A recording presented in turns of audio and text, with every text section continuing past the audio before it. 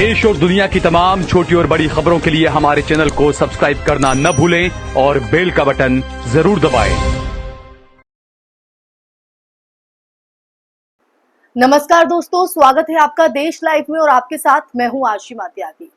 दोस्तों, जरा सोचिए कि अगर किसी बम धमाके में आपके परिवार का कोई सदस्य चला जाए और सालों बाद अदालत से ये खबर आए कि जिन पर इल्जाम था वो सब बरी कर दिए गए, तो आपके मन में कैसा गुस्सा, कैसी बेबसी और किस तरह का सवाल खड़ा होगा। दोस्तों, मालेगांव बम धमाके का मामला भी ऐसा ही है, जिसने न सिर्फ महाराष्ट्र बल्कि पूरे देश की राजनीति और न्यायिक व्यवस्था पर सवालों का पहाड़ खड़ा कर दिया है। दोस्तों, और अब जब बॉम्बे हाई कोर्ट ने साध्वी प्रज्ञा ठाकुर, कर्नल पुरोहित समेत सभी आरोपियों को नोटिस भेजा है और मौलाना अरशद मदनी ने यह ऐलान किया है कि जमीयत उलेमाए हिंद देश के सबसे नामी क्रिमिनल वकीलों को उतारेगी, तब यह मुद्दा फिर से चर्चा के केंद्र में है। आज हम इसी पर चर्चा करेंगे, लेकिन उससे पहले आप लोगों से अपील, इंसाफ की आवाज को बुलंद करने के लिए और सच्ची पत्रकारिता के लिए हमारा सहयोग करें। साथ ही डिस्क्रिप्शन में दिए गए लिंक को ओपन कर आप ज्वाइन बटन दबाकर सीधा हमसे यानी देश लाइव से जुड़ सकते हैं। दोस्तों, तो चलिए आज के मुद्दे पर वापस लौटते हैं। मालेगांव 2008, 6 सितंबर का वो काला दिन जब महाराष्ट्र के नासिक जिले के मालेगांव में मस्जिद के पास साइकिल पर रखा बम फटा और धमाके में 6 लोगों की निर्मम मौत हो गई, जबकि 100 से ज्यादा लोग इस दौरान घायल भी हुए। शुरुआती जांच में एटीएस ने की और कई मुस्लिम युवकों को शुरुआती जांच में पकड़ लिया गया, लेकिन कुछ ही महीनों में कहानी पलट गई। दोस्तों, आरोप लगा कि यह धमाका तथाकथित हिंदू आतंकवाद का हिस्सा था और इसके पीछे साध्वी प्रज्ञा सिंह ठाकुर, सही सुन रहे हैं, ये वो नाम है जो इसके पीछे सामने आए। लेफ्टिनेंट कर्नल पुरोहित और असीमानंद जैसे नाम सामने आए। ये मामला पूरे देश में बहस का मुद्दा बन गया। दोस्तों, क्या वाकई हिंदू आतंकवाद जैसी कोई चीज होती है? 2008 से लेकर 2023 तक ये मुकदमा खिंचता रहा। एनआईए ने केस को अपने हाथ में ले लिया और कई बार आरोप पत्र बदले और कुछ गवाह मुकर गए। कुछ सबूतों पर सवाल उठे। आखिरकार बहुत से आरोपियों को क्लीन चिट भी मिल गई। साध्वी प्रज्ञा न सिर्फ जेल से बाहर आई दोस्तों, बल्कि 2019 में बीजेपी की टिकट पर भोपाल से सांसद भी बनी। यानी जिस केस में वो मुख्य आरोपी थी, उसी केस का सहारा लेकर राजनीति का पायदान भी चढ़ गई। ये विडंबना भारतीय लोकतंत्र की सबसे बड़ी तस्वीर बनकर सामने आई है। दोस्तों, लेकिन पीड़ितों का क्या? जो लोग अपने परिवार वालों को खो बैठे, उनकी जिंदगी का क्या हुआ? यही वो सवाल है जिसने फिर से जमीयत उलेमाए हिंद को मैदान में उतरने पर मजबूर किया और आज देश लाइव इस पर आपसे चर्चा भी कर रहा है। दोस्तों, मौलाना अरशद मदनी ने साफ कहा है कि अब देश के सबसे नामी क्रिमिनल वकील इस केस की पैरवी करेंगे ताकि पीड़ितों को इंसाफ मिल सके, और बॉम्बे हाई कोर्ट ने पीड़ितों की अर्जी स्वीकार की है।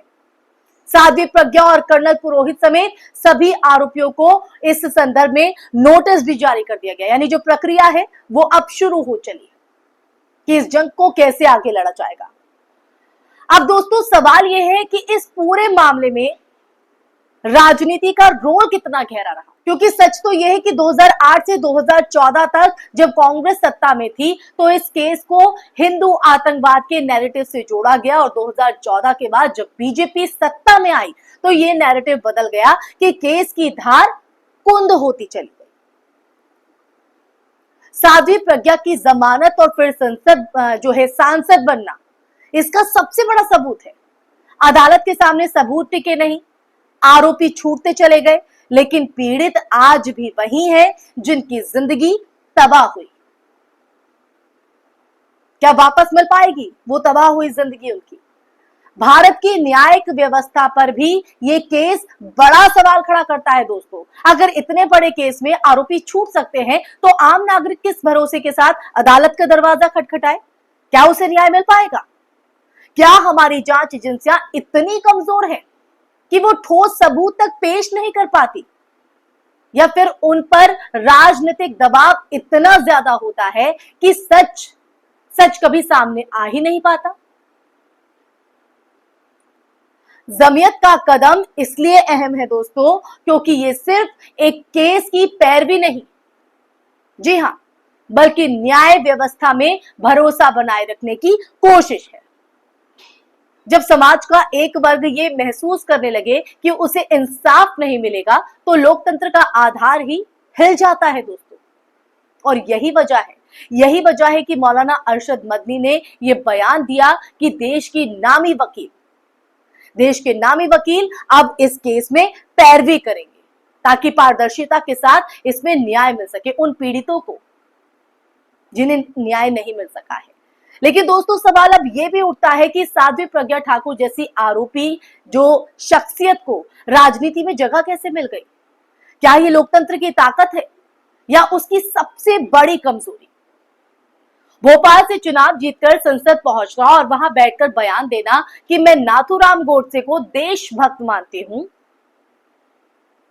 तो क्या ये हमारे लोकतंत्र की जीत है या हार? ये सवाल हर उस नागरिक को सोचना चाहिए जिसे न्याय और संवैधानिक मूल्यों पर भरोसा है दोस्तों, ताकि ये भरोसा टूटे नहीं। और अब बात करते हैं बॉम्बे हाईकोर्ट की सुनवाई की। अदालत ने नोटिस जारी कर साफ किया है कि पीड़ितों की अर्जी को गंभीरता से लिया जाएगा। वो पीड़ित जिन्हें न्याय का दरकार है, जिन्हें न्याय का इंतजार है। इसका मतलब ये है दोस्तों कि अब एक बार फिर से केस के पुराने पन्ने खुलेंगे, लेकिन अदालत की कार्यवाही लंबी होती है और उसमें समय लगता है।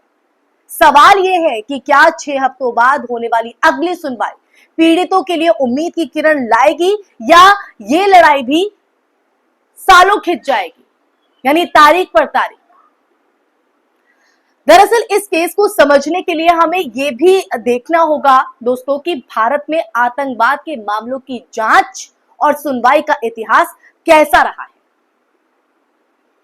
क्योंकि बहुत से मामलों में हमने देखा है कि आरोपी सालों जेल में रहते हैं और फिर बरी कर दिए जाते हैं। इसका सबसे बड़ा नुकसान आम नागरिक का होता है। जी हां, कभी वो झूठे केस में फंसता है, कभी न्याय पाने के लिए दशकों तक उसे इंतजार करना पड़ता है।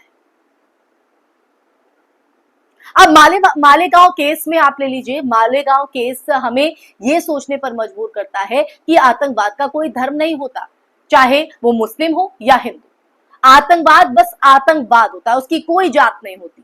लेकिन राजनीति हमेशा इसे धर्म के चश्मे की नजर से देखने पर लोगों को मजबूर करती है। और यही वजह है दोस्तों, यही वजह है कि हिंदू आतंकवाद और इस्लामिक आतंकवाद जैसे जो शब्द हैं वो हमारी राजनीति में गढ़ दिए गए हैं, जबकि असल में आतंकवाद चाहे वो हिंदू है या इस्लामिक है, वो इंसानियत पर हमला है। अब जब अदालत ने नया नोटिस भेजा है, जमीयत ने बड़े वकीलों की पैरवी का ऐलान किया है, तो देश भर की नजरें अब इस केस पर होंगी। क्या साध्वी प्रज्ञा और कर्नल पुरोहित जैसे नाम फिर से कटघरे में खड़े होंगे? क्या पीड़ितों को इंसाफ मिलेगा या फिर यह मामला भी भारतीय न्याय व्यवस्था की लंबी सूची में शामिल हो जाएगा? ये तमाम वो सवाल देश लाइव आपके लिए छोड़े जाता है, जहां सवाल ज्यादा और जवाब कम मिलते हैं दोस्तों। ऐसे में आपका जवाब क्या होगा? कमेंट बॉक्स में कमेंट करके जरूर बताइएगा दोस्तों, क्योंकि इस पूरे मामले का सबसे बड़ा सबक यही है कि लोकतंत्र में न्याय व्यवस्था पर भरोसा सबसे मजबूत होना चाहिए। अगर पीड़ित ये महसूस करने लगे कि उन्हें इंसाफ नहीं मिलेगा तो समाज में निराशा और गुस्सा ही पनपेगा ना, और यही गुस्सा कभी कभी नए संघर्षों को जन्म देता है दोस्तों। तो ऐसे में आज की इस चर्चा के अंत में मैं आप लोगों से यही कहना चाहूंगी या ये कहूं कि ये सवाल आप पर छोड़े जाती हूं कि क्या भारत की अदालतें और हमारी जांच एजेंसियां राजनीति से ऊपर उठकर पीड़ितों को इंसाफ दिला पाएगी? क्या साध्वी प्रज्ञा जैसे लोग सिर्फ राजनीति के मंच पर चढ़ने के लिए कानून से खेलते रहेंगे? और सबसे अहम सवाल ये कि क्या मालेगांव के पीड़ितों की आवाज अब भी सुनी जाएगी या फिर एक बार ये मामला फाइलों में सिमट कर रह जाएगा, फाइलों के ढेर में दब कर रह जाएगा? जरूर जवाब दीजिएगा, कमेंट सेक्शन में बताइएगा कि वीडियो आपको कैसी लगी। साथ ही साथ इस चर्चा को सुनने के बाद आपके जहन में क्या विचार हैं, हमारे साथ साझा जरूर कीजिएगा। साथ ही इस वीडियो को ज्यादा से ज्यादा शेयर भी कीजिएगा ताकि सच सभी के पास पहुंच सके, हर कोई इस सच से रूबरू हो सके। और हमारे देश लाइव चैनल को सब्सक्राइब करना नहीं भूलिएगा, क्योंकि आप जितना हमारा सहयोग करेंगे हम सच को उतने ही विशाल, उतने ही अच्छे ढंग से आपके सामने पेश कर पाएंगे। दोस्तों, इसी के साथ आप लोगों से इजाजत लेना चाहूंगी, फिर हाजिर होंगे एक नए मुद्दे के साथ। तब तक के लिए अपना ख्याल रखिए। जय हिंद, जय भारत, नमस्कार।